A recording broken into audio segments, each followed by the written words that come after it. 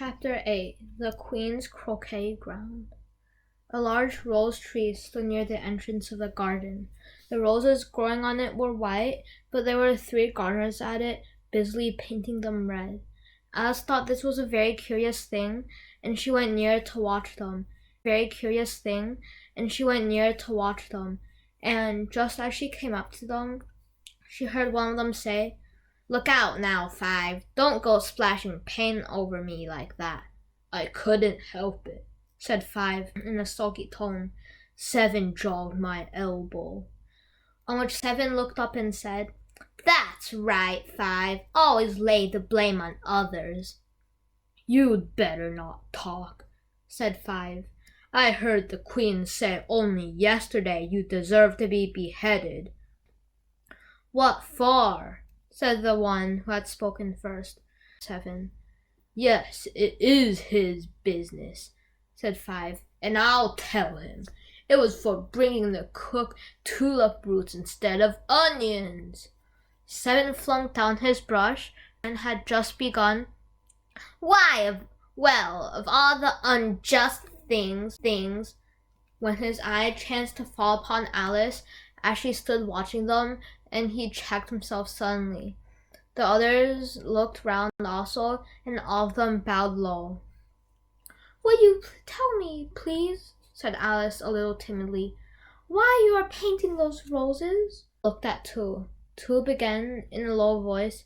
"Why, the fact is, you see, miss, this here ought to have been a red rose tree, and we put a white one in by mistake. And if the Queen was to find out, we should all have our heads cut off, you know. So you see, miss, we're doing our best before she comes." At this moment, 5, who had been anxiously looking across the garden, called out, "The Queen! The Queen!" And the 3 gardeners instantly threw themselves flat upon their faces. And Alice looked round, eager to see the Queen. First came the 10 soldiers carrying clubs. These were all shaped like the 3 gardeners, oblong and flat, with their hands and feet at the corners. Next, the 10 courtiers. These were ornamented all over with diamonds, and walked 2 and 2, as the soldiers did. After these came the royal children. There were 10 of them, and the little dears came jumping merrily along, hand in hand, in couples. They were all ornamented with hearts. And among them, Alice recognized the White Rabbit. It was talking in a hurried, nervous manner, smiling at everything that was said, and went by without noticing her. Then followed the Knave of Hearts, carrying the King's crown on a crimson velvet cushion. And last of all this grand procession came the King and the Queen of Hearts. Alice was rather doubtful whether she ought not to lie down on her face like the 3 gardeners, but she could not remember ever having heard of such a rule at processions. And besides, what would be the use of a procession, thought she, if people had all to lie down on their faces so that they couldn't see it? So she stood where she was and waited. When the procession came opposite to Alice, they all stopped to look at her, and the Queen said severely, "Who is this?" She said it to the Knave of Hearts, who only bowed and smiled in reply. "Idiot," said the Queen, tossing her head impatiently, and turning to Alice, she went on, "What's your name?" "Miss Alice, so please your Majesty," said Alice very politely. But she added to herself, "Why, they're only a pack of cards after all. I needn't be afraid of them." "And who are these?" said the Queen, pointing to the 3 gardeners who were lying around the rose tree. For, you see, as they were lying on their faces, and the pattern on their backs was the same as the rest of the pack, she could not tell whether they were gardeners or soldiers or courtiers or 3 of her own children. "How should I know?" said Alice, surprised at her own courage. It's no business of mine. The queen turned crimson with fury, and after glaring at her for a moment like a wild beast, began screaming, "Off with her head! Off with—" "Nonsense!" said Alice, very loudly and decidedly. The queen was silent. The king laid his hand upon her arm and timidly said, "Consider, my dear, she is only a child." The queen turned angrily away from him and said to the knave, "Turn them over." The knave did so very carefully with one foot. "Get!" loud voice, and the three gardeners instantly jumped up and began bowing to the king, queen, the royal children, and everybody else. "Leave off that!" screamed the queen. "You make me giddy." And then, turning to the rose tree, she went on, "What have you been doing here?" "May it please your majesty," said Tu in a very humble tone, going down on one knee as he spoke. "We were trying to—" "I see," said the queen, who had meanwhile been examining the roses. Off with their heads." And the procession moved on, three of the soldiers remaining behind to execute the unfortunate gardeners, who ran to Alice for protection. "You shan't be beheaded," said Alice, and she pulled them into a large flower pot that stood near. The three soldiers wandered about for a minute or two, looking for them, and then quietly marched off after the others. "Are their heads off?" shouted the queen. "Their heads are gone, if it pleases your majesty," the soldiers shouted in reply. "That's right," shouted the queen. "Can you play croquet?" The soldiers were silent and looked at Alice, as the question was evidently meant for her. "Yes!" shouted Alice. "Come on, then!" roared the queen, and Alice joined the procession, wondering very much what would happen next. It's a very fine day," said a timid voice at her side. She was walking by the white rabbit, who was peeping anxiously into her face. "Very," said Alice. "Where's the Duchess?" "Hush, hush," said the rabbit in a low, hurried voice. He looked at the soldier's shoulder as he spoke, and then raised himself up upon tiptoe, put his mouth close to her ear, and whispered, "She's under sentence of execution." "What for?" said Alice. "Did you say, 'What a pity'?" the rabbit asked. No, I didn't," said Alice. "I don't think it's at all a pity. I said, 'What for?'"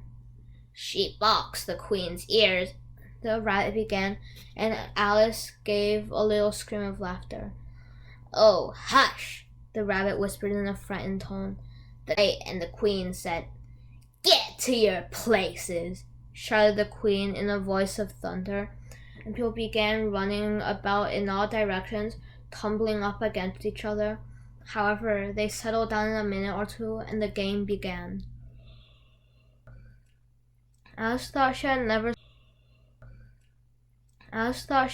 seen such a curious croquet ground in her life. It was all ridges and furrows. The croquet balls were live hedgehogs, and the mallets were live flamingos, and the soldiers had to double themselves up and stand on their hands and feet to make the arches. The one that first was in managing her flamingo. She succeeded in getting its body tucked away comfortably under her arm, with its legs hanging down, but generally, just as she had got its neck nicely straightened out and was going to give the hedgehog a blow with its head, it would twist itself round and look up in her face with such a puzzled expression that she could not help bursting out laughing. And when she had got its head down and was going to begin again, it was very provoking to find the hedgehog had unrolled itself and was in the act of crawling away. Besides all this, there was generally a ridge or furrow in the way wherever she wanted to send the hedgehog to, and as the doubled up soldiers were always getting up and walking off to other parts of the ground, Alice soon came to the conclusion that it was a very difficult game indeed.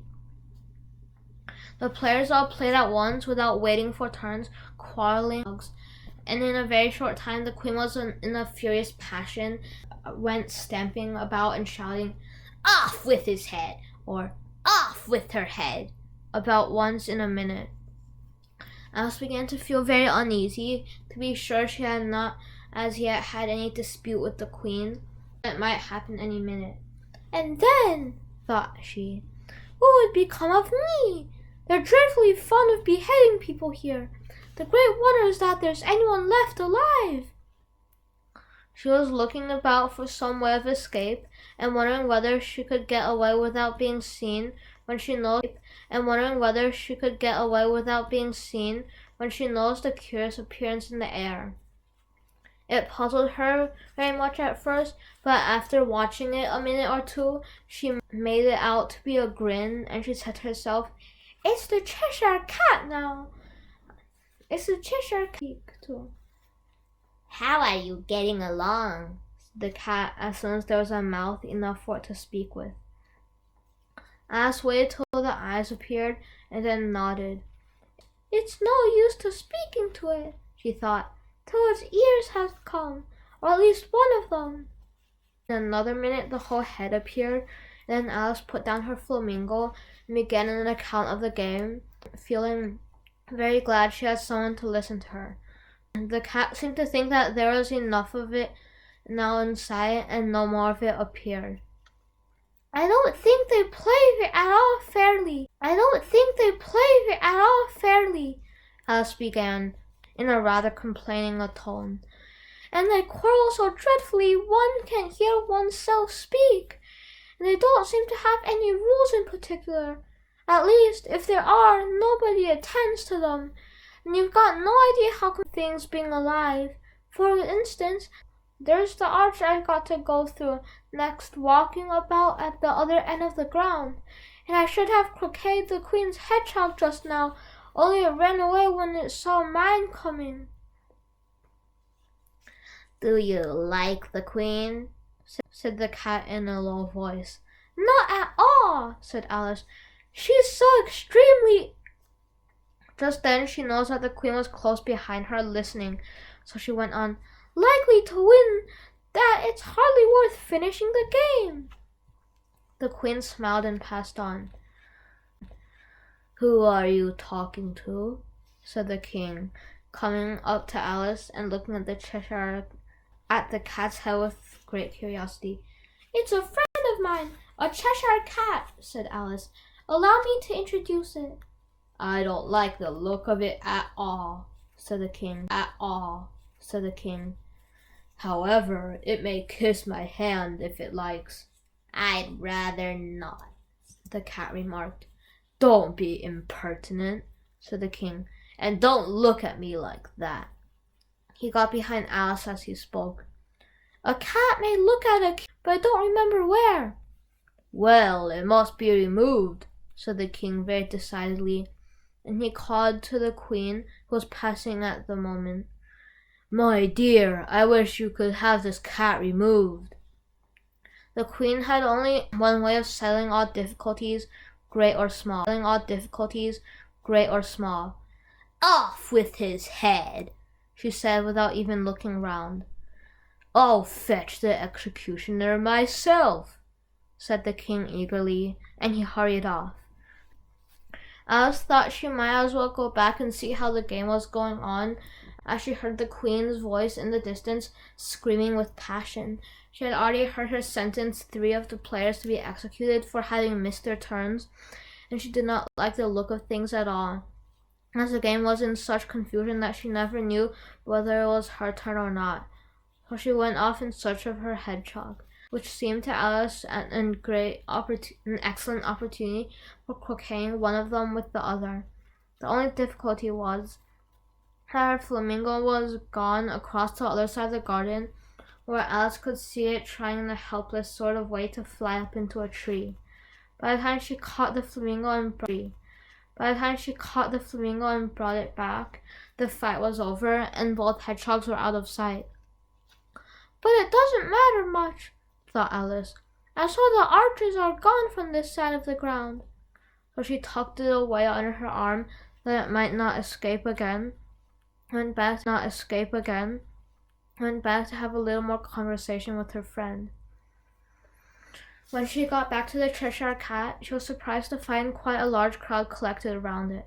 There was a dispute going on between the executioner, the king, and the queen, who were all talking at once, while all the rest were quiet. The moment Alice appeared, she was appalled by all three to settle the question, and they repeated their arguments to her, though as they all spoke at once, she found it very hard to make out exactly what they said. The executioner's argument was that you couldn't cut off a head unless there was a body to cut it off from, that he had never had to do such a thing before and wasn't going to begin at his time of life. The king's argument was that anything that had a head could be beheaded and that you weren't to talk nonsense. The queen's argument was that if something wasn't done about it in less than no time, she'd have everybody executed all round. It was this last remark that had made the whole party look so grave and anxious. Alice could think of nothing else but say, "But it belongs to the Duchess. You better ask her in." The queen said to the executioner, "Fetch her." And the executioner went off like an arrow. The cat's head began fading away the moment he was gone, and by the time he had come back with the Duchess, it had entirely disappeared. So the king and the executioner ran wildly up and down looking for it, while the rest of the party went back to the game.